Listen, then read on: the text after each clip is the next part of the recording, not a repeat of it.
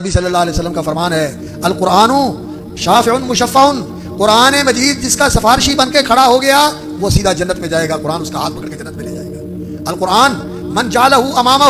جس نے اس کو اپنی زندگی کی کتاب ہدایت بنا لیا، گائیڈ بک بنا لیا، اس کے مطابق چلتا رہا، اس کے مطابق زندگی گزارتا رہا، قادہ الی الجنہ، قرآن اس کا ہاتھ پکڑ کے جنت میں لے جائے گا۔ اور قرآن جس نے اس کو پس پش ڈال دیا، اس کو نظر اس پر عمل نہ کیا، اس کی پیروی نہ کی، تو ساقہ الی النار، پھر قرآن ہانک کے اس کو جہنم میں لے جائے گا اور جہنم سے نکلے گا بھی نہیں۔ وہ حدیث میں آتا ہے رسول اکرم صلی اللہ علیہ وسلم نے فرمایا اللہ کے نبی سفارش کریں گے، پھر اللہ کے نیک بندے سفارشیں کریں گے، اور لوگوں کی سفارشوں سے اللہ رب العزت لوگوں کو جہنم سے نکالے گا۔ پھر اللہ رب العزت پوچھے گا کہ جہنم میں اب کون رہ گئے ہیں، تو وہ کہا جائے گا کہ اب جہنم میں وہی رہ گئے ہیں جن کے خلاف قرآن نے گواہی دی ہے۔ اس لیے میرے بھائیوں اس قرآن سے محبت کرو۔